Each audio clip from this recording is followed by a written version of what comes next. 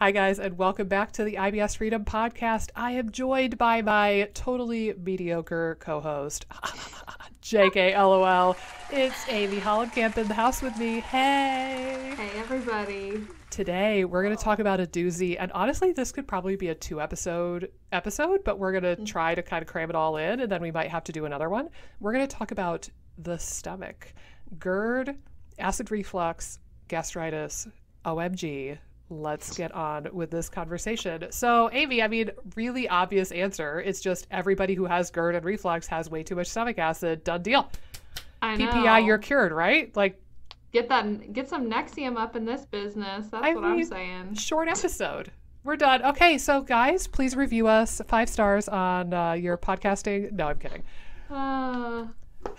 Bless their hearts, right? The conventional medical world who seems to think that way. There's more to it than that. There's a layer, I think, of dysbiosis. Predominantly, we're going to be talking about H. pylori and candida and how those two things can wreak havoc on your stomach. There's the layer of dysbiosis. There's the layer of inflammation, particularly with gastritis, just like an inflamed red hot tummy. There is a stomach acid component to it, but I don't think it's as simple or clear cut as like everybody just has too much stomach acid, end of story. Right. And there's probably some things that I'm forgetting. The mucus lining is a pretty big deal. But Amy, where would you like to start off today's journey? Yeah, I think I'd like to start it in the context of IBS, as our podcast is named. I think a lot of times, like, from an IBS standpoint, a lot of the focus is on, like, lower intestinal type issues. And sometimes what people are feeling is the upper issues, but they kind of it gets labeled as IBS or SIBO, and there might be those components involved. You might have loose bowel movements, diarrhea, even constipation if you're having stomach issues. But I think a lot of the times too, after treating SIBO or trying to do things for IBS, there's still those stomach symptoms there, and sometimes if you're so focused on SIBO and not on potentially addressing some of those lingering stomach issues up top, it can lead to continuous problems down below also. Yeah. So I think from a stomach standpoint, it's such a crucial part of the equation because it sets up digestion. Exactly. So if there's factors that are off up top, it's just going to throw everything off balance downstream. It's kind of a domino effect if you're not digesting well up top, and it can create more IBS, more SIBO issues down below. So I think it's a really crucial piece, and sometimes we get very narrowly focused on like the intestines or the microbes in the small intestines or even the large intestines, that like things like stomach issues can be missed, and sometimes they're not. Sometimes the symptoms could be more extreme, so it's harder to miss them, but sometimes they can be a little bit more elusive. But I definitely think it's a really, really key piece, and if the stomach is not in a healthy position, it's going to be really hard to have microbial balance, good digestion downstream, to motility. Eliminate symptoms, motility, exactly. Like everything really gets kicked off in the stomach. Yeah. And I would agree. I think I've heard it worded a couple of ways. Like when I was doing my nutritional therapy coursework, that group tends to say that digestion is a north to south process. Meaning, it starts with the mouth or arguably the mind and that piece of it, the mindful eating, but it starts up top, and then, you care about the puzzle pieces in that order. So like work on digestion as it relates to like your mind and your chewing and that first, then esophagus and stomach, then small intestine, then colon, and like it's not this simple, but I'm going to propose that sometimes it is. There are a lot of people for whom it's almost useless to work on the colon environment because they don't have that domino set up first from the stomach, where it's like you almost are wasting your time focusing on the intestines or the colon, where you should be focusing your effort first on the stomach, because then you're going to get better motility. You're going to get better microbial control. You're going to be killing off the microbes that come down in your food and your drink. You're going to be regulating inflammation better. You're like, motility is going to work better. Just everything is really, truly set up by the degree to which your stomach can physically break down and mush up the food, and the digestive juices, namely stomach acid, but also things like pepsin that you have in the stomach, and able to do that for you, and then how that affects the pH further down the tube. And I've definitely seen that happen where like people are focusing all their effort, especially with SIBO, where they're like, oh, I just need to kill, I need to do the candibactins, I need to do berberine, I need to do oregano, I need to do whatever. And then we take a step back and say, you know, maybe you don't. Just here, play with stomach acid, you know, supplementation, try to chew your damn food and see what happens. And it can be damn near miraculous, honestly. Yeah. And I will say too, sometimes the herbs can be irritating to if you have gastritis. I've definitely seen that, where like, you know, people are pushing a lot of herbs because maybe SIBO is there and maybe it needs that aggressive treatment, maybe not, but like it could be a timing issue as well. Like what you're saying, you almost have to wrap up what's going on up top to even know how things are going to function down below. But once you get the stomach in a better place. But you're totally right. I think there's often this aggressive approach when SIBO's found, that like we just need to for sure just focus on that. And I think when it comes to acid reflux and GERD too, like SIBO is definitely a huge component for that. So sometimes people are thinking, you know, maybe the SIBO is like causing things to be pushed up. And that can be related to acid reflux. So a lot of times I do think it's not necessarily that like practitioners just are totally oblivious, but they think that they're going to help by lowering the SIBO.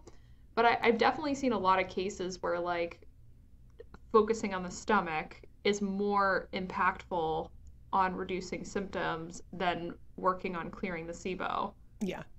I've seen it go both ways. I have seen situations where people think they have, I don't know if I've seen it as much with overt acid reflux and like an acidy perception, but definitely people who think that they have indigestion. Yeah. And then it turns out, oh, when they take antimicrobials for the SIBO, that symptom happens to go away. I don't think I've seen it quite as commonly with really overt cases of gastritis and that burning sensation. But it could happen that, again, like the SIBO, the gas is physically pushing up. It's similar, honestly, to how many, many pregnant women complain that they have reflux during pregnancy because the baby is physically taking up space and pushing up on the stomach and irritating the stomach. So SIBO, if it's bad enough and the bloat is bad enough, it could have that similar manifestation. But I've seen it go both ways where like treating the SIBO has been really impactful for the GERD. And I've seen many more cases where treating the upper GI stuff, like the GERD and the reflux and the acid indigestion or gastritis, that sets the stage for better small bowel health or large bowel health. Right. I'm in full agreement with you. I do see this trend that's like, oh, SIBO is the cause of, you know, acid reflux. I've definitely seen that like as a big thing just out there.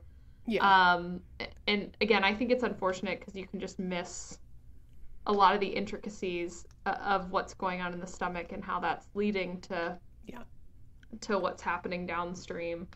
Well, and I think that's part of like the SIBO culture that honestly, like ever since SIBO came into the spotlight, it's kind of purported to be the answer.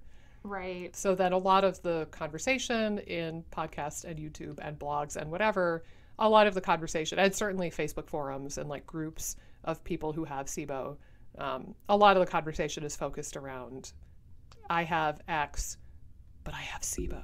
So like SIBO was actually, you know, I have Hashimoto's, but it was really the SIBO all along.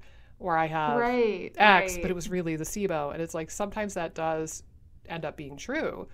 Right. But sometimes there's other stuff, like you can't forget the other stuff going on in your life. Maybe you had colon dysbiosis, or maybe you had toxic exposure or stress or shitty sleep, or like there's other things that cause these problems other than just SIBO.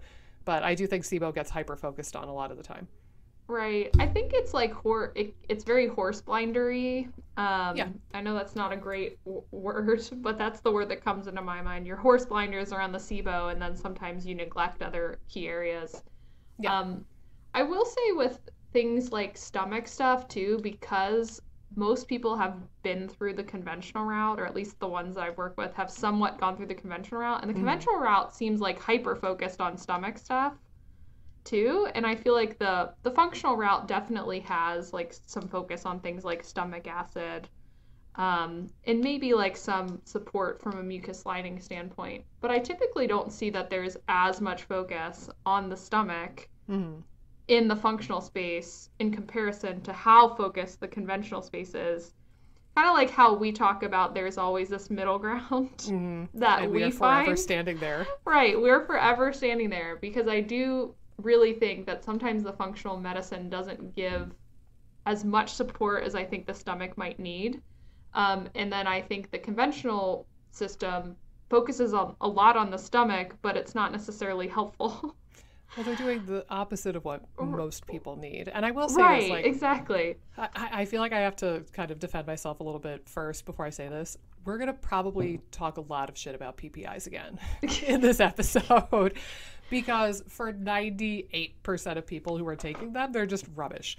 Right. But they exist for a reason, and I'm not going to say that they need to be taken off the market, right? Because, like, I think I might have shared this in the PPI as a SIBO root cause episode.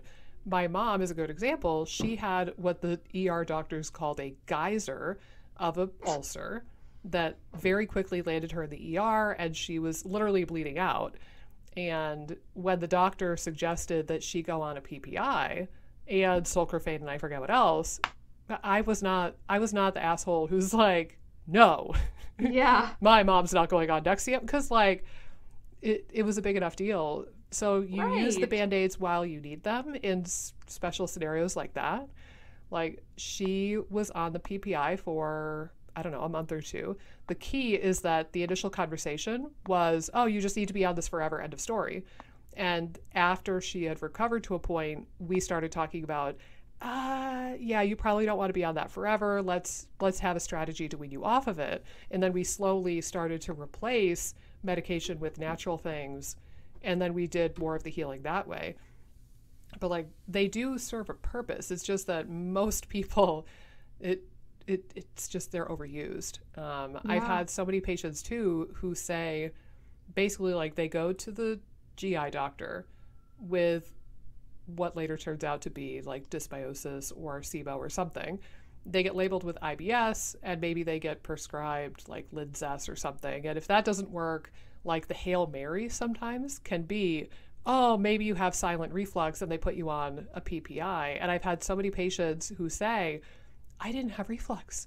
Like, I had no perception of acid. Yep. I had no symptom of that. So it really confused me or upset me when the doctor said that. And I literally think that a lot of the times it's just a Hail Mary of like, let's see what happens. It is. And it's very willy-nilly for a class of drugs that have so many potential side effects and can cause so many different nutrient deficiencies. But, you know, I think that, yes, the conventional space loves to talk about stomach acid because they have drugs that effectively suppress the crap out of it. But there's no conversation as far as like the ecosystem of the stomach or the health of the stomach. At least not really, not from what I've seen. Right. Exactly. There's a lot of focus on it, but not necessarily the right focus that I think would be helpful for the majority of 95% of the people that they're prescribing PPIs to. Yeah. It's kind of a totally poor fit, almost damaging fit, unfortunately. Yeah, I think that like maybe we could talk a little bit about like from a GERD, gastritis, acid reflux standpoint, like what are the key players to a healthy stomach, and what are the things that could potentially go wrong? You want to kind of jump off from there? Yeah, and I think the starting point, maybe one of the easiest starting points, is the microbial environment. So like we Mm-hmm. said, there's a bacteria that can inhabit the stomach called H. pylori, and it's not uncommon. When you do testing for it, you can test for it a couple of different ways. You could do a stool antigen test, you could do a breath test. Um, it's not an uncommon thing to find.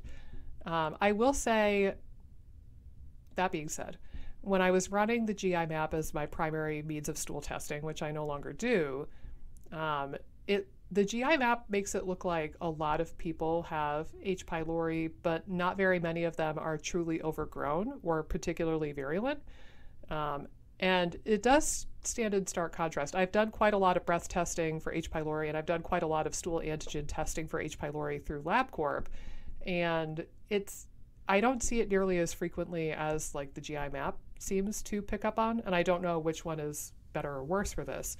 But even amongst the GI maps I've seen, a lot of times it'll pick up on some H. pylori, but none of the virulence factors are there, and it's not over like the quantity that the lab flags as problematic.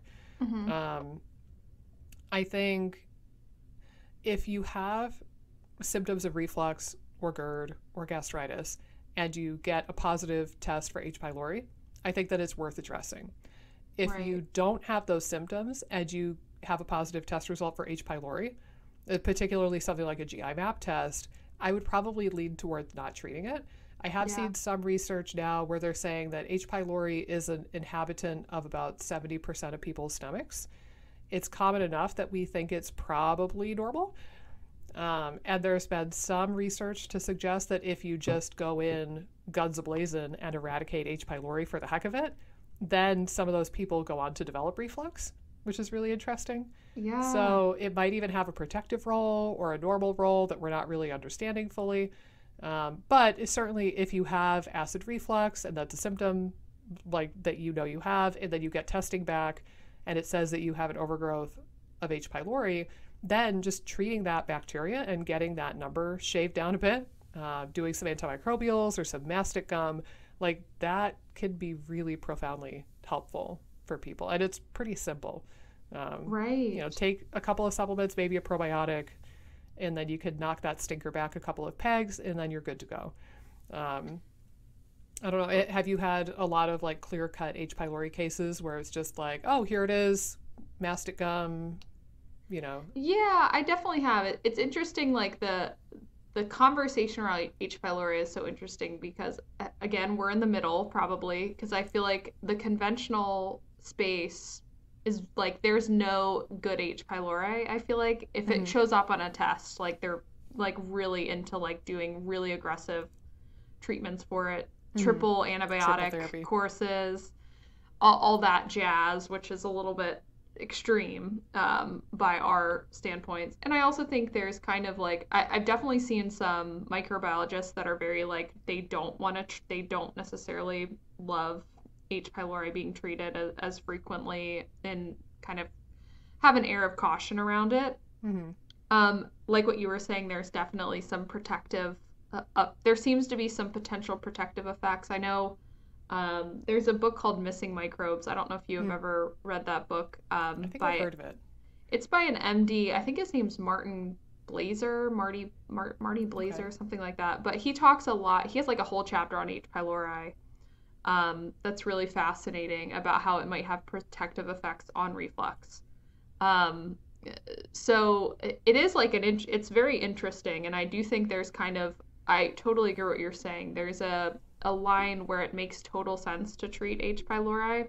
Mm-hmm. Sometimes I'll look at other markers too Mm. on labs to see if it like how does your overall digestive function look? How's your immune system functioning? Like to see if it might be more problematic than not. And again, I think symptoms play a big role. Like you can't Yeah. just look at these tests without the context of symptoms when they're not perfect. Yeah. Like some of these stool tests, I think we want to be really conclusive and concrete, but I think we're still learning and kind of figuring things out. And sometimes even the reference ranges are not necessarily perfect either. Mm-hmm. So like what we've talked about in the past. So I'm in total agreement. I think that it does take looking at the context of your symptoms and what the lab's saying. I definitely, go ahead. Oh, sorry. I was going to say that's kind of the nice thing too. I will say I tend to take LabCorp and Quest's results more at face value. Like if there's an H. pylori breath test or a stool antigen test run by LabCorp or Quest or one of the mainstream labs and it comes back positive and the person has reflux, I'll pretty much always treat it. Again, like not triple therapy like they do in the conventional space, but like with some hippy dippy natural stuff, sure. And those are the cases where like I feel pretty comfortable treating it. What's convenient is that because like I typically try to bill as much through insurance as I can, I would never order those tests through LabCorp or Quest on a person who did not have reflux. Right? Like, so it's not as willy-nilly versus the risk with something like the GI map or functional stool tests is that everything is just kind of glomped on. And I see this too with the GI map with the C. diff toxin genes, where like you're testing tons of people who have no symptoms of C. diff, and then they're getting some positives on the test, and it's making people freak the F out thinking they have C. diff, and you have to rein those people back in and go, whoa, whoa, whoa, whoa, whoa, hold on. You don't have any symptoms of C. diff, man. Like, you're good. You're good. It's just a gene, and I have to explain that. But similarly, kind of the knee-jerk reflex, and this happens with some clinicians too, is that they'll take, you know, something like the GI map at face value, and they'll go, oh, the GI map says your H. pylori is too high, so we need to kill it. It's like, well, hold the phone there, bro. Like, does the person in front of you actually have reflux? Is it high and also virulent? Is it even out of the lab reference range, or was it just detected? So if it's a functional stool test or a functional test, like not LabCorp or Quest or something your primary care could order for you, take it with a grain of salt and only treat it if you have the symptoms that make sense. If you have acid reflux, and also like in my book, it needs to be particularly elevated or particularly virulent on the testing for me to take a functional lab seriously as far as H. pylori goes. But again, if like everything's lining up and you're like, oh, I do have acid reflux, oh, it is high, oh, it is virulent, then by all means go ahead and treat it. And sometimes the acid reflux story is just that simple. Right. You get that person on, you know, some BioGaia probiotics and some mastic gum and some berberine, and they go frolicking off into the rainbows and everybody's happy. Right. More often there's more to it than that. Have you heard, I forget where I heard this first, but I read some research that H. pylori and Candida can be buddy-buddy. Are you familiar with this? Yeah, I have heard that. My mind was blown.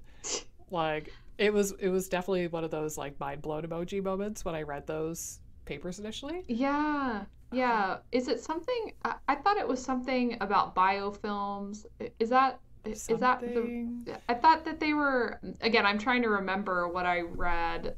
I thought it was about how like either H. pylori can hide in the biofilms of Candida or something like that. Is that what you heard? Basically that's the gist I remember also. I don't remember if it was the biofilms or if it was like within the physical structure of the yeast itself.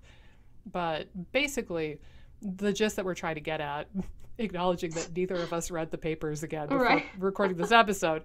But that's what you get with podcasting. The gist is that if you have H. pylori and it seems to be resistant to treatment, one of the things you might want to look into is whether or not you have Candida overgrowth, because Candida overgrowth local to the stomach can give H. pylori a nice little hideout and shelter it from your efforts to kill it. So for some people, I don't think this is the majority, but for some people, they need to treat the H. pylori and the Candida all at the same time in order to eradicate it or at least lower it. Again, I don't really know if we want to eradicate H. pylori, honestly. Right. But certainly you want to get it down below the threshold of like the lab reference range for whatever lab you're using. And that, I don't think I've seen any cases of that yet, but just knowing that that could be a thing is useful to have in the back of your head. Right, totally. I think, again, with H. pylori, the gist and kind of overarching theme that I think we're trying to make is that it's not necessarily a bad microbe all the time.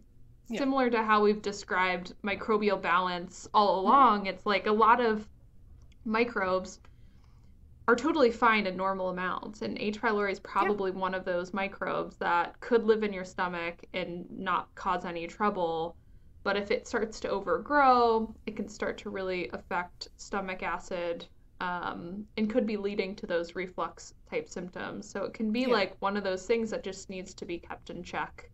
If you're someone that has reflux. And so that's kind of the gist, I think. It's more of like a microbe that needs to be kept in check versus something that's good or bad. Yeah, or like needs to be completely obliterated. Right. Like, that's not necessarily the case. At least that's the direction that current research seems to be pointing, certainly. Right. And I think the unfortunate thing we were kind of mentioning in the beginning is I think the conventional approach is like very much that this is a pathogen, like through and through, and should be treated as such, when I don't think that the current evidence supports that. Yeah. That it needs to be totally obliterated, and you need to do triple or quadruple antibiotic therapy. That could be kind of disastrous downstream too. So yeah. Yeah, and that's the thing. Like, if you take, the triple antibiotic therapy or whatever they recommend, and the PPI, because of course that's always part of it too. Is like, yeah, throw a PPI in there. Why not? You're going to affect the small intestine and the colon and motility, and like, you might successfully eradicate this quote unquote pathogen that you're trying to get rid of, but at what expense? And was your goal to eradicate the pathogen, quote unquote, even a good goal? Like, did you need to fully eradicate it, or could you just take it down a couple of pegs and then live in symbiosis with this thing? Right. So yeah, I think H. pylori is an interesting one, because I think it's starting to come full circle. I really hope that SIBO has the same kind of journey, because I do think for a long time H. pylori was just like the pathogen that we have to kill, even in the functional medicine space, honestly. It's only in the last 5 or 10 years I've heard people other than myself say, hey, maybe we don't need to kill all of the H. pylori.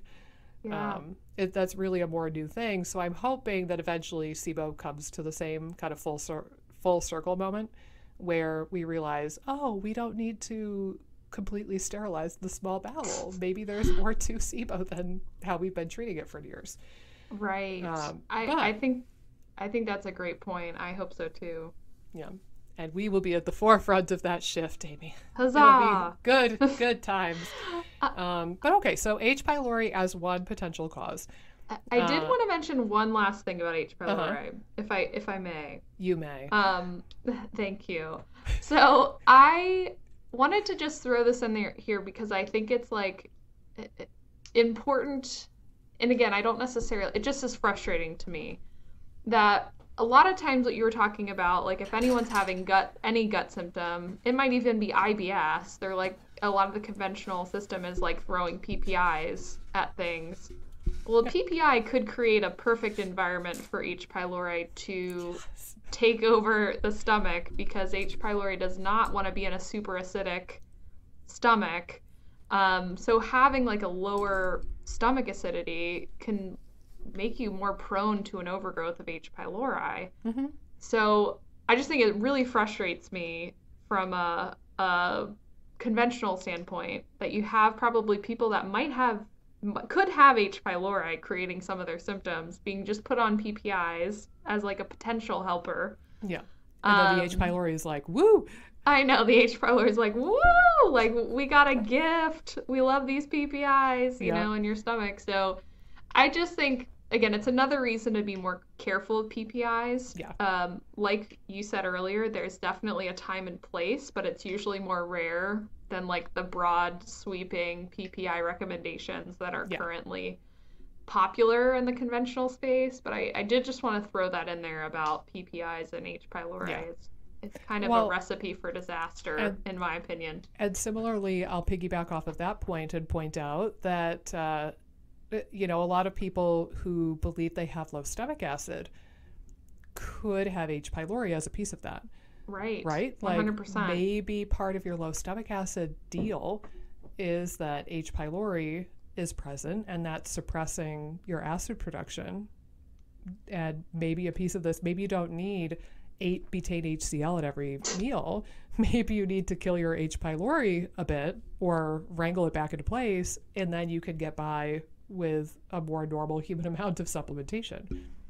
Right. I 100% think that that's a big part of the low stomach acid equation. I think it's funny because I feel like the low stomach acid like discussion tends to like not go any further than low, like it's just like, oh, you have low stomach acid, you take this HCl. Like there's not usually exploring what's driving the low stomach acid. Yeah.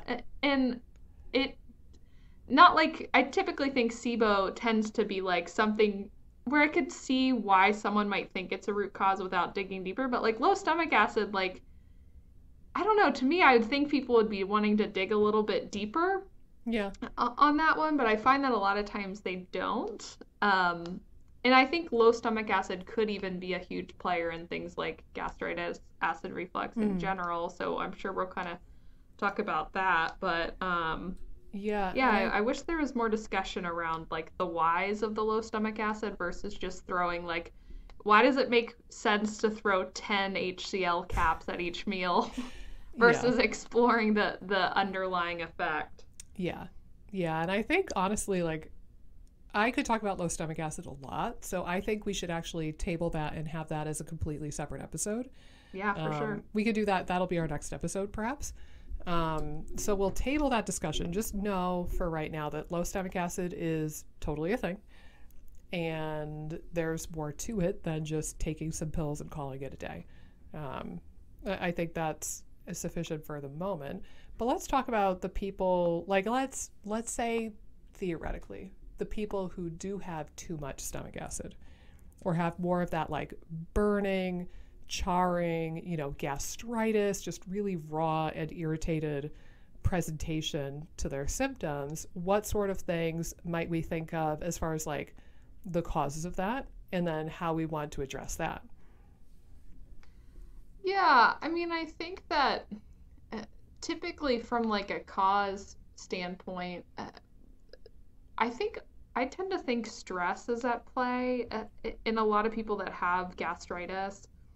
I think usually things like overt ulcers, typically there's an H. pylori component or something like driving the ulceration.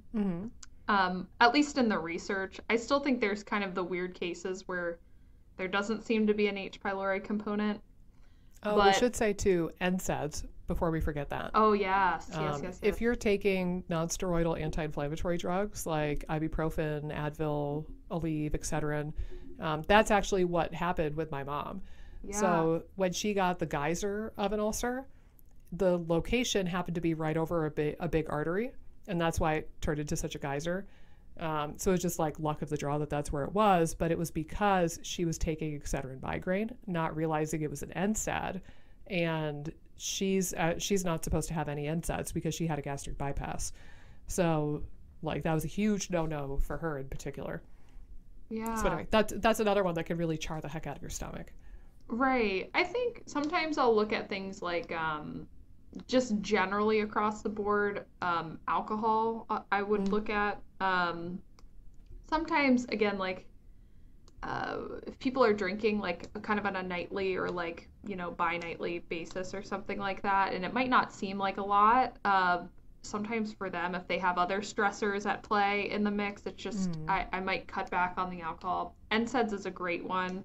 Sometimes that one can be huge if people are doing Advil on a daily basis. And it's over the counter, so a lot of people don't even think about it. It's just like, it's a part of their day. Yeah. I think that, again, like I said, I think stress can be a key component. I sort of think of,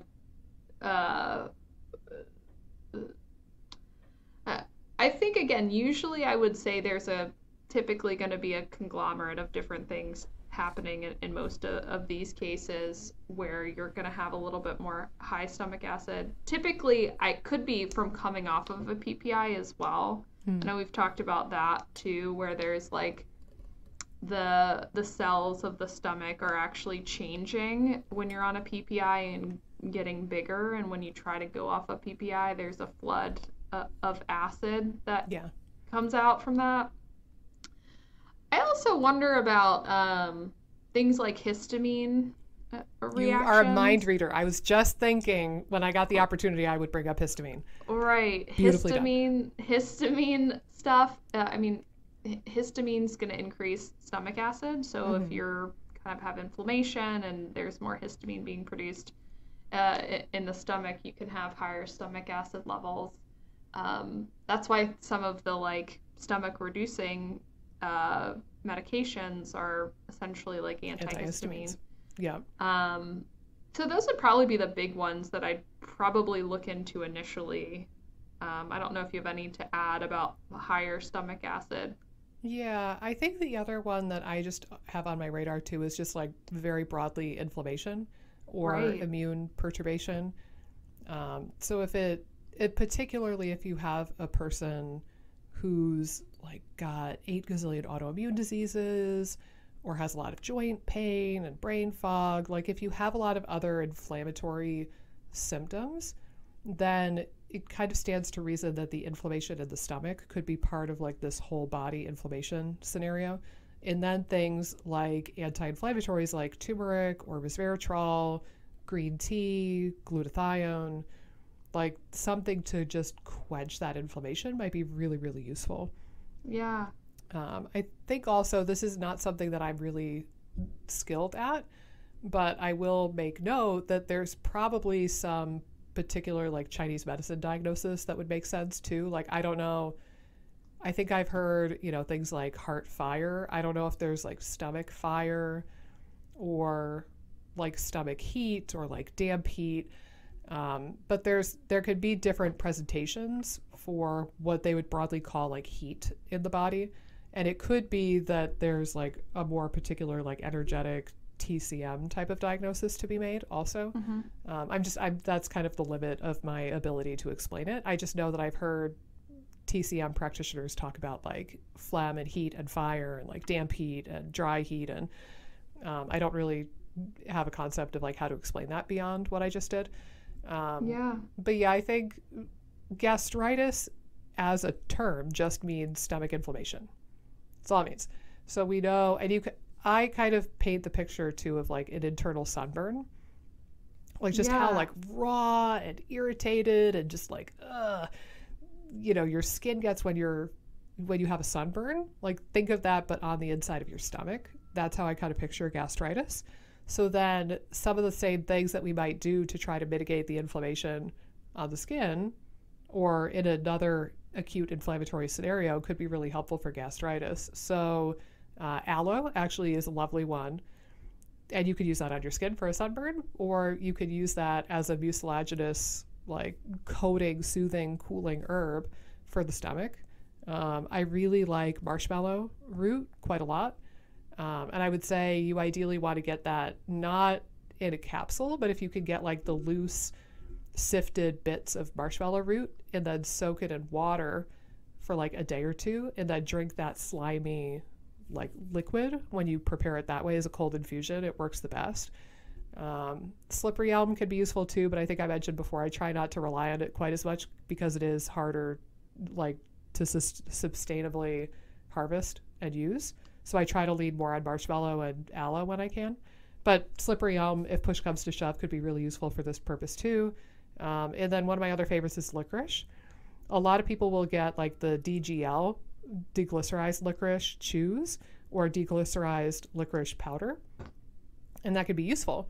But I would just say that if you are a person who does not struggle with high blood pressure, you probably don't even need to get the DGL version. You could just get plain old licorice powder or plain Yeah. old licorice chunks and make like a tea out of it, and you could drink it with the glycyrrhiza in it. The only reason they make DGL as a product is because it can elevate blood pressure. And if you already have high blood pressure or like high normal, it could dip you into the realm of high blood pressure, which is problematic. But if you're like for me, I have low blood pressure, if anything. So I could Yeah. drink a gallon of licorice full blown with the glycyrrhiza in it, and it doesn't really matter much to me. If anything, it'll help my blood pressure. But the glycyrrhiza compound that they remove from DGL is anti-inflammatory and immune modulating, So when I'm able to, I try to use the whole licorice herb when I can, and then I'll either have it as like part of a tea or have them make it as like a concentrate or like put the powder in stuff. You could put the powder in smoothies or just like make a little concentrate and drink it down. But all of those herbs that I just rattled off, the slippery elm, marshmallow, aloe, and licorice all have anti-inflammatory and coating and soothing actions on the stomach and can be really, really useful for gastritis and kind of quenching that inflammation. Yeah, no, totally. I like all those herbs. I like that you kind of brought into, or you discussed the different forms of licorice. I typically am like lower blood pressure too, so having licorice as a whole herb, I've used it just to help with blood pressure. Yeah. Before in the past, so Yep. I do like that herb a lot. I was curious too, from a gastritis. I just wanted to like touch on this and maybe like stomach issue situation. I think that there is a component too that might be gastroparesis related or emptying issues. I don't think it's discussed a lot, but I feel like, again, if you're eating a meal and things aren't necessarily moving optimally, you feel like things are kind of sitting there. And that's a problem with SIBO in general. If there's like a brain-gut axis issue or, you're not moving things along optimally. I think that can be at play with things like GERD, gastritis, and acid reflux too, if they're not kind of moving properly. So I definitely think things like ginger can sometimes help too. Sometimes they can cause burn as well, so forms might matter there. But I think that, again, if there's like a motility issue at play, you might want to explore like gastroparesis being at play in the whole acid reflux, GERD, gastritis scenario. And that, again, will really dovetail beautifully into the stress conversation. Yeah. And, we have the two episodes. We have an episode on the gut-brain axis and an episode about the vagus nerve. And really, in those episodes, we talked a lot about how stress and what could be called adrenal fatigue, like how that all kind of layers in and just screws up your motility and screws up your stomach emptying. And I do see oftentimes, and I'm not one to talk, like I've historically denied how stressed I am, or I've denied things like anger or resentment or like basically any icky feeling. Right. I historically have denied or shut out or shut down or like, I like pretend it's not there. And I think that's a lot more common than we talk about in society, but you've got to deal with your stress in whatever way you can. Whether that means, herbal adaptogens, therapy. I mean, God, there's like so many resources. I just signed up because we're recording this after the new year. Have you ever followed or seen The Holistic Psychologist on Instagram or YouTube? Yep. So I have a lady crush on her, first of all.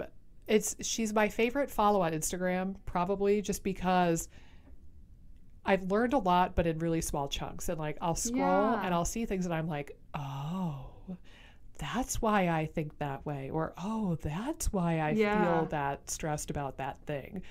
And one of my things for 2021, I signed up for her self-healers circle. Oh, nice. Just like kind of unpacking some of that stuff. Like, stress is a whole big tangled mess. And I know a lot of people, myself included, have historically kind of denied it and said like, no, it's not stress, whatever. I just need some fancy pill or I just need another round of antimicrobials.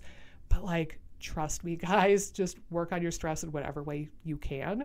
And that will probably have a lot of overlapping benefit, particularly if you have problems with motility or gastroparesis or like reflux, GERD, like all the stuff that we're talking about. Honest to God, stress plays a big role on that. Right.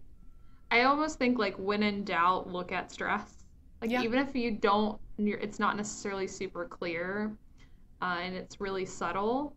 I think stress is just, it's so pervasive, like you're talking about. And I know we are both more people pleasers. Yes. Which probably means we're holding stuff in and not necessarily dealing with some of the emotions we have, which then kind of we internalize things, which is not conducive for stress relief. No. So I totally agree with you. I mean, stress is going to disrupt every aspect of digestion. And it's something that we don't necessarily value rest and stress management and therapy as a culture. It tends to be like seen as, I don't know, we just don't value it. So we're not really usually investing a lot of time and energy on it. Yeah. But it can just be so crucial. So I do think, like, when in doubt, if you kind of are in a rut from a gut standpoint and you've had stomach issues for a while, whether you've had SIBO and IBS in conjunction with it, or if it's mainly just stomach stuff, looking at stress really deeply and figuring out, like, what can I do today to manage stress? I think sometimes if you kind of just focused on your daily routine, like, what can I do within my day to help me help build tolerance to stress, help me manage my stress. Yeah.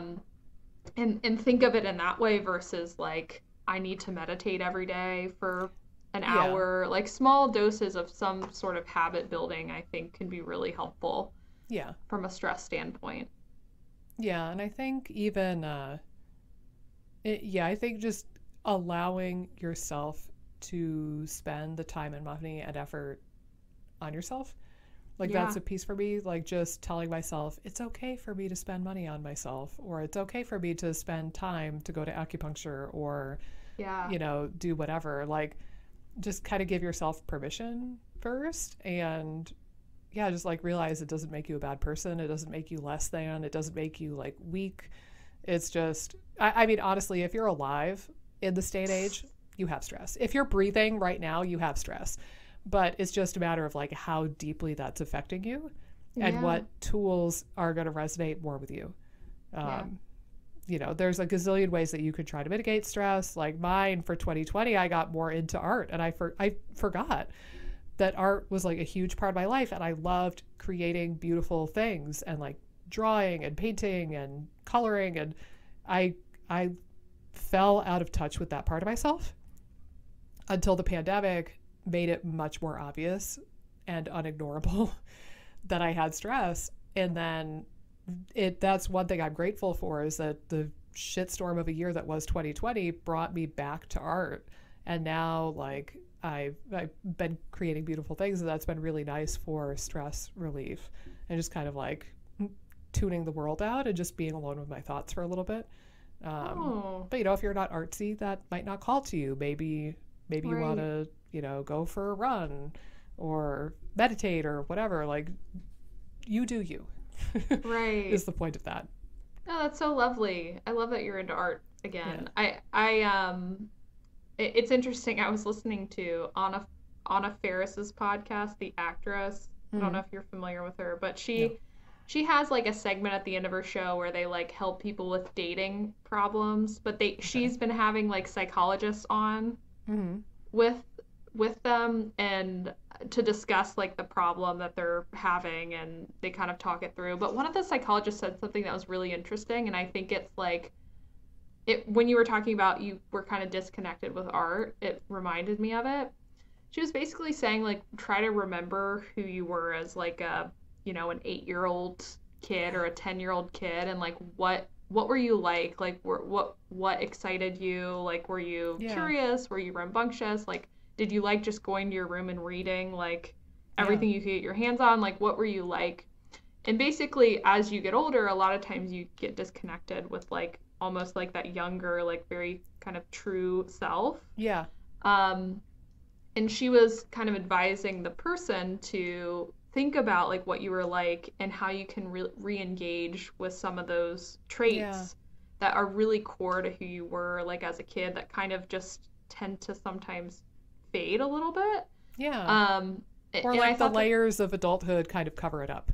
Right, exactly. So it was a really interesting discussion, and I hadn't really heard it discussed like that. But I think even like what you're describing as reconnecting with art, I think reconnecting with like aspects of yourself that, you know, you haven't in a while can be so huge for finding pleasure and joy in your life, which is all important for stress management. But yeah, I love that thought of like really kind of sitting on like what was I like as a 10-year-old, and like how can I manifest that now as an adult. Well, now I'm curious, dear Amy, what were you like as a 10-year-old, and what were your hobbies and interests? Oh man, as a 10-year-old, I was always outside. So I think for me, definitely making time to be outside. I was very playful, and I again, like, I think as we get older, playfulness isn't necessarily as valued as much, but playfulness is really key, I think, for me. And I've definitely noticed since getting like our puppy that there's been like an added layer of playfulness that's there.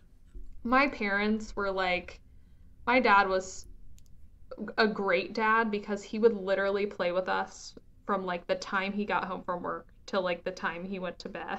Like we went to bed, so their play was just a really big part, I think, of my childhood.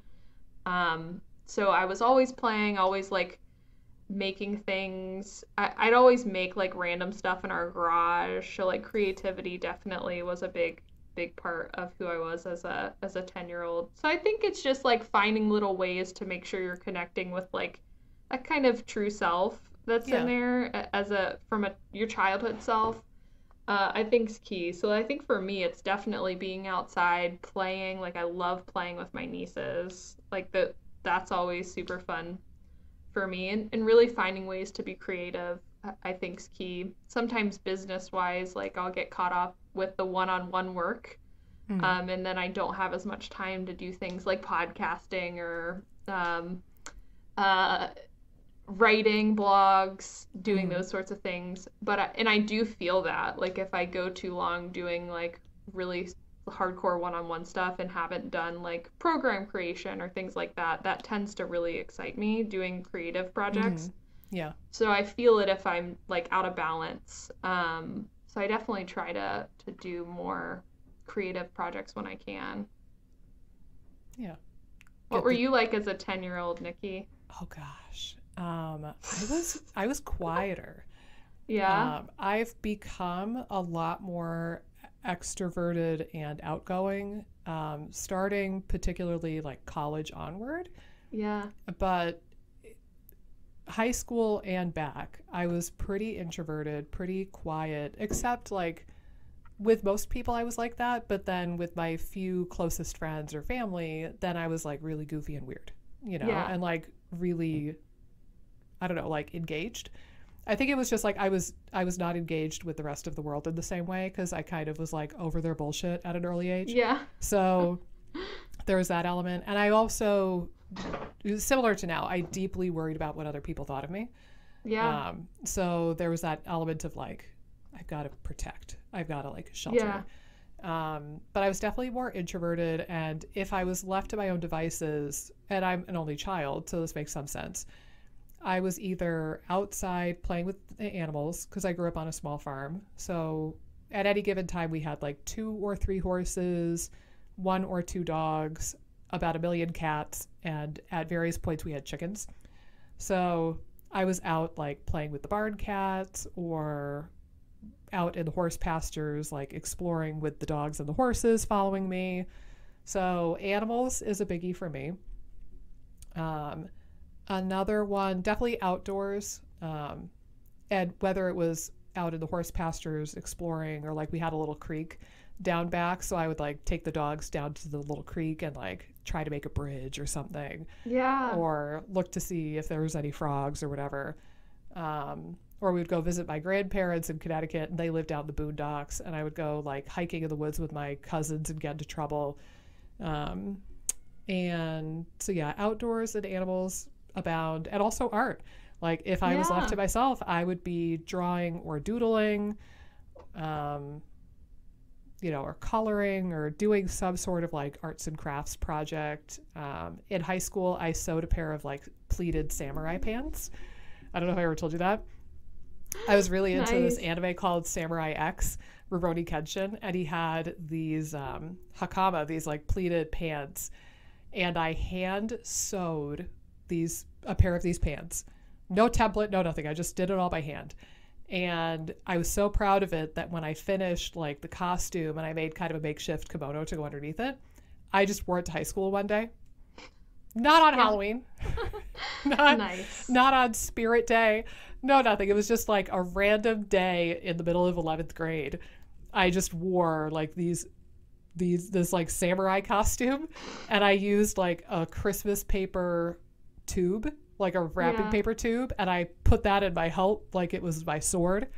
Oh my god. And I just like busted out the cardboard tube sword, and I was like a samurai for the day. Oh, amazing. So, but like I can't tell you how many months I spent sewing those pants and sewing like the makeshift kimono and like getting the costume all ready. So yeah, either creating something like with fabric and sewing, or with paper and like crafting was a big part of life for me. And yeah, I like forgot about that until this year. So I'm glad for that at least. But yeah, so to bring it home, because we probably got a little off topic, but hopefully it was valuable.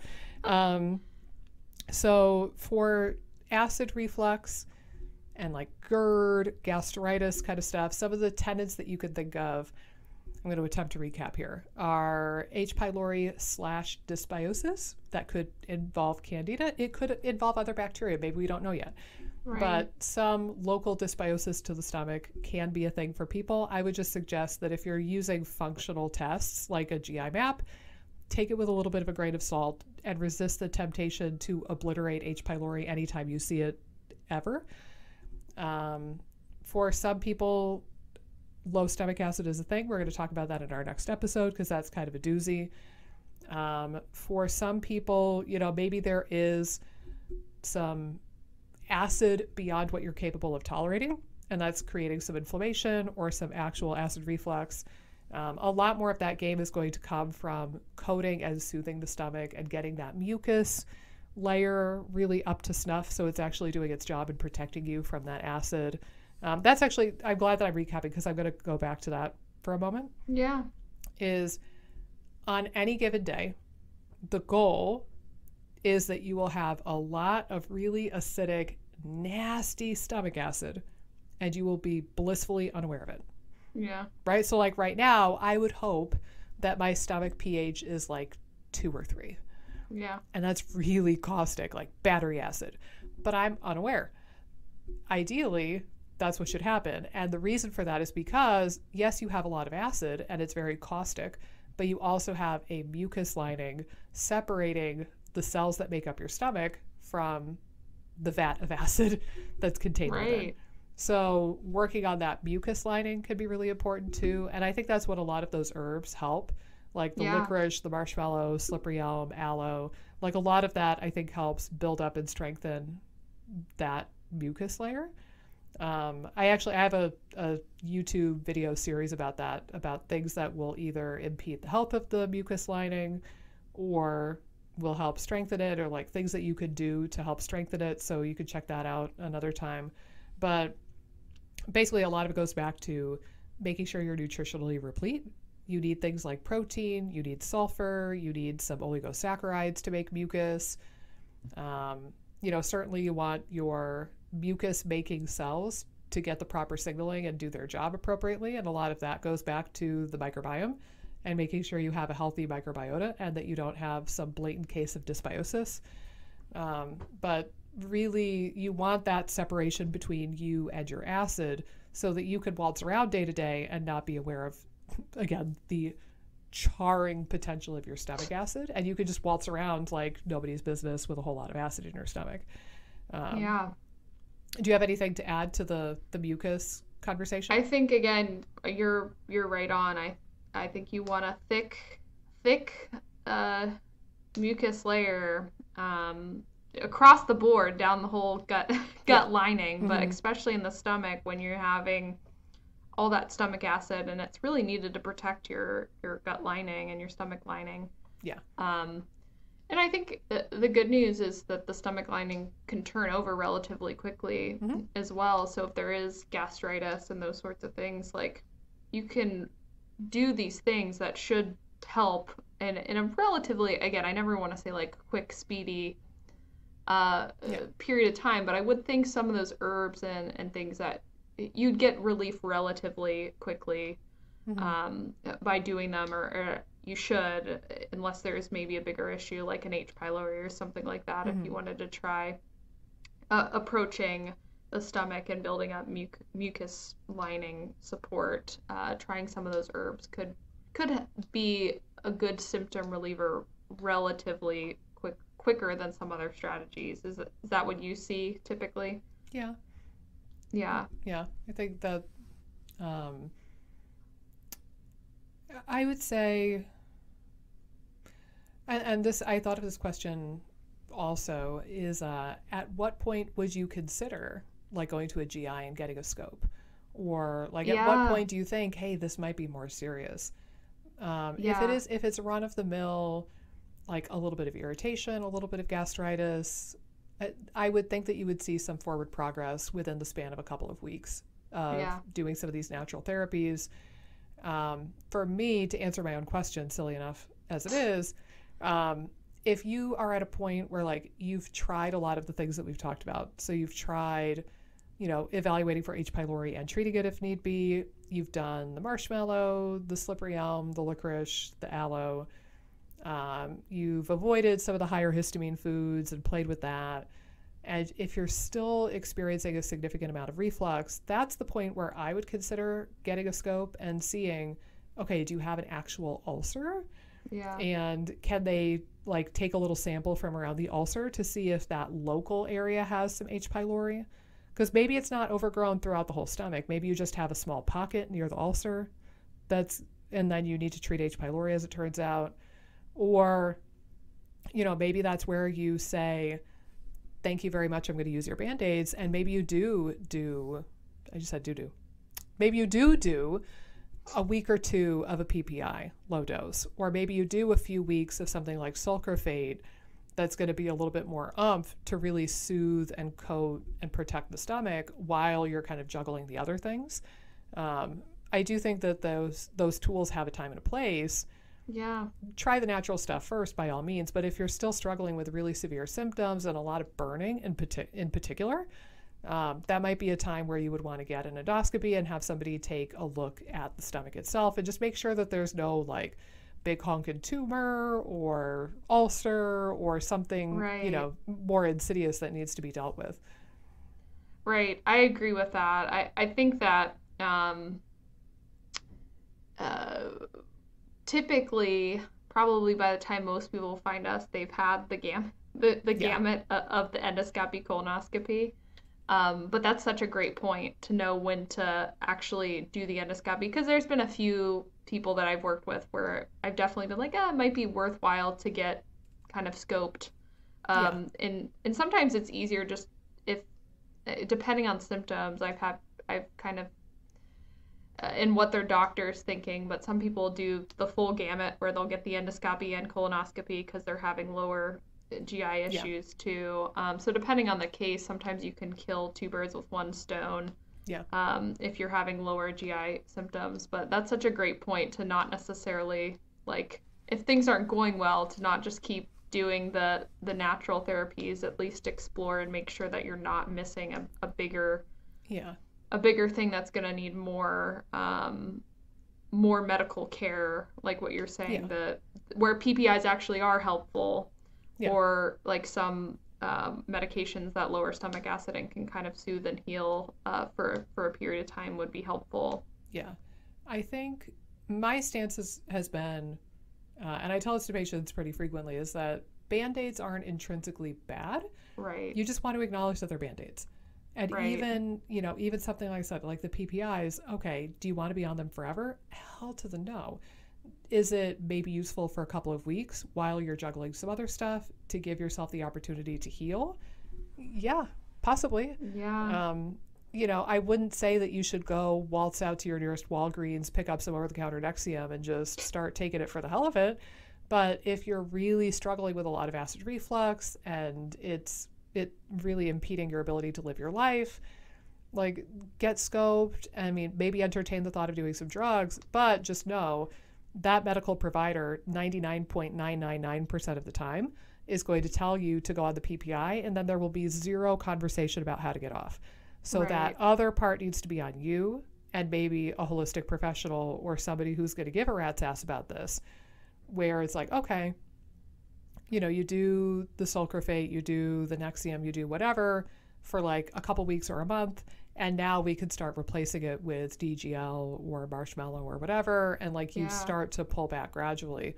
But don't be the crunchy person who cuts their nose off to spite their face and refuses all medical care just because it's not natural. There are times where you could just be thankful that the medicine exists, and again, like, you just don't want to be the person who doesn't question and ends up taking Nexium for 20 years. So use it as a Band-Aid with the intention of taking off the Band-Aid, and then you'll be okay. Yeah, for sure. For sure. Yeah. Okay. Well, look at that. All right. So wrapping up, I think we hit a lot of the high notes. Like I said, aside from the stomach acid piece of it, the low stomach acid, which will be in the next episode, and we could probably, well, I don't know. Do you want to lump the next topic in with that too, or should we continue for another moment? What about lower esophageal sphincter tone? Oh, yeah. This is a good one. Oh, let's do it now. I can't resist. Okay. Oh, good Lord. The listeners will be so confused. They're like, I thought she was going to end the episode like 3 times already. I know. I can't resist the temptation to keep talking. But wait, there's more. If you sign up now for $19.95 Okay, now I have to interject with this. So one of my favorite comedians, I don't know if you are into stand-up comedy much at all, but Mitch Hedberg had a bit where he was like, God, how did it start off? He said, just once, I want it to be, you can get this thing for 2 easy payments and 1 complicated payment. We're not going to tell you which one it is, but the mailman will be shot to death. The envelope will not seal, and you must pay in wampum. Good luck, motherfuckers. Just like, anyway, I was trying to embody more of like the late night infomercial, but wait, there's more, and then it just made me launch into a Mitch Hedberg quote. I forget how the joke actually started off, but you get the gist. So anyway, but wait, there's more. So for those of you who are not anatomy nerds, the lower esophageal sphincter is a sphincter of muscle that lives at the very, very, very bottom of the esophagus / very, very, very top of the stomach. And it's the gatekeeper between the esophagus and the stomach. And one of the things that is pretty well supported with reflux is that the tone or the tightness of that sphincter can be, what is the medical term? Loosey-goosey, or compromised or low in tone. So then what happens is if you don't have that nice tight sphincter sealing off the stomach, then some of that acid gets a chance to reflux or come back up into the esophagus. And now we're talking more about esophagitis rather than gastritis. So we have inflammation and irritation, that internal sunburn of the esophagus rather than the stomach. And that can be a thing for a lot of people who are suffering from GERD. Do you have any additional pearls to add to that conversation? No, I mean, I think that there's definitely some dietary things that tend to help if there's problems with that tone and that sphincter. I think sometimes eliminating things like tomatoes, which are, again, are high in histamine too. Yep. So like there could be some overlap there. Things like chocolate, also high in histamine, but have been shown to affect the tone. Caffeine sometimes can affect the tone, so sometimes eliminating caffeinated beverages. I think in general, things like vagal tone are gonna affect that sphincter as well, and how that's operating. Before you get too far on that rabbit trail, though, I'll add one more to the list of things that muck with the tone. Peppermint. Oh yeah, peppermint for sure. Biggie, and that's big with the IBS world because everybody and their brother are taking the peppermint, enteric-coated peppermint capsules. Yeah. No, that's a great one. Or gum. And a lot of the teas too, like, you know, if you buy like a digestive tea, it always has like peppermint in it of some sort. No, that's a great one. And I think a lot of times, like, I don't think that typically you have to avoid those foods forever, but doing some work again on the stomach and helping to raise the tone in different ways could be helpful there. You already hit the nail on the head, vagal tone, because that little band of muscle is just told what to do by the vagus nerve. Right. And again, that dovetails back into OMFG, work on your stress in whatever way calls to you. Get back in touch with that 10-year-old you who loved frolicking in the pasture with the horses or, you know, doing whatever. But like that kind of stuff cannot be understated, underemphasized. Because it really, lower esophageal sphincter tone problems really boil down to a gut-brain axis / vagus nerve issue more than anything else. For sure. Yeah, like these eliminations can be helpful to not kind of add any stress to the situation, but getting the vagus nerve under control is probably the biggest factor. Yeah. And I also don't want to glaze over the fact that you said animals were part of your 10-year-old self. Are you going to get another animal anytime soon? Maybe 2021, a puppy or a kitten or something? 2021, totally getting a dog, if not two. Oh, yes. Okay. Now, my husband does not know this yet, but so what happened? No, I can get him on board for this. Because, for those of you who don't know, so Amy has the cutest puppy ever. And I get photos and videos of Chip on the regular, which bring me great joy. We haven't had a dog for about 2 years. We lost our beagle right around the new year, actually, to liver failure. And we have been beagleless ever since, which is very upsetting to me. My husband these days has been more in the mode of like, oh, it's an additional chore. It's a thing to do. So his cop-out, ready for this? His cop-out has been, we could get a dog when Jess goes to kindergarten. Well, buddy, old pal, 2021 is when that kiddo's going to kindergarten, so you're getting me a dog. Oh my gosh. In his mind, at least, he's been building up for like 2 years that, okay, he'll have more time and wherewithal to deal with a dog. And he likes dogs. Like, it's not that he doesn't like dogs, but he has it in his mind that he will have the time for a dog when our 5-year-old goes to kindergarten. So 2021 is the year I've been waiting for. I cannot wait. It's just a matter of when. But I advocate for 2 because we had 1 beagle for a while, and that was great. But then we had 2, and it was nice because like they could keep each other company and be BFFs forever. And I liked having the bonded pair. So I'm going to advocate for 2, but we tend to adopt elders. I'm trying to advocate for 2 as well, but it's not going well. I'll have to keep you guys posted. I found some really cute ones. One was named Tulip and one was named Charlie, but they got nixed, so I'll have to find some new dogs to try to work. Okay. You'll know. You'll like a piece of your soul will know when you see that little face. Oh my god! And that's why I have to be careful looking at the Carolina Beagle Rescue Facebook page. Because all the faces I'm like, that's the one. But you're gonna match to one that you're not gonna be able to get. It's the worst. That's okay. I will find whoever it is out there. But yes, that's on the radar. I would also, full disclosure, I would be a crazy cat lady. I would have like 30 cats if I could, but I married somebody who's allergic to them. Oh no. I know. It's a good thing for Mikey, has other redeeming qualities. But yes, I for sure would do that. For right now, I can scratch the itch by visiting my parents who have 2 dogs and 2 cats. So I can at least have animal time when I go to visit my parents. Aww. Yeah. Well, when we meet in person, I'll bring Chip. Yes. Done. Sold. All right, guys. So now I think for real, we have covered most of the things that we wanted to cover. So to reiterate, OMG, work on stress in whatever way you can, whatever way calls to you. It's way easier said than done, but just know there are so many tools available to you.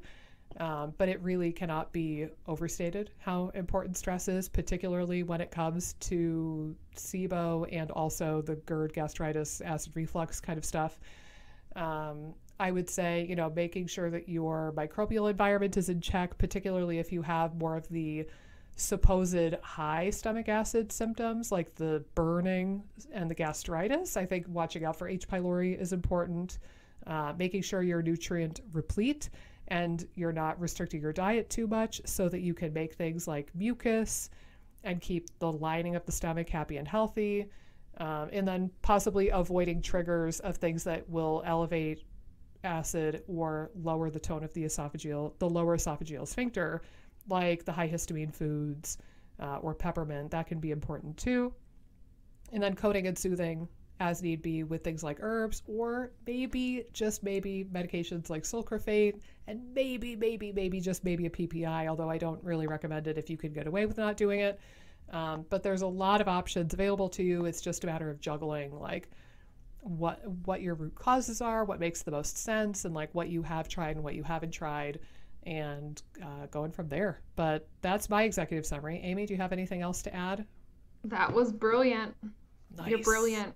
I don't All have right. anything else to add. Boom. That is a wrap then. So as always, you guys, if you're listening on a podcasting app, if you could please rate us 5 stars, because we know you love us. Come on now. If you could rate us 5 stars on your podcasting app of choice, that would be marvelous, and it would help us grow this podcast and reach more people. If you are on YouTube, my platform of choice, if you could go ahead and comment down below with any questions, like the video, ring the bell, subscribe to the channel, do whatever you do on the YouTubes. But all of that helps the algorithm favor us and ultimately reach more people so that we can keep podcasting for you all. And our Instagram is ibs.freedom.podcast, and our Gmail is ibsfreedompod@gmail.com. We look forward to hearing from you in said comments and emails and Instagrams. Until next time, Amy, I love and appreciate you. We will talk again soon. Love and appreciate you. Can't wait.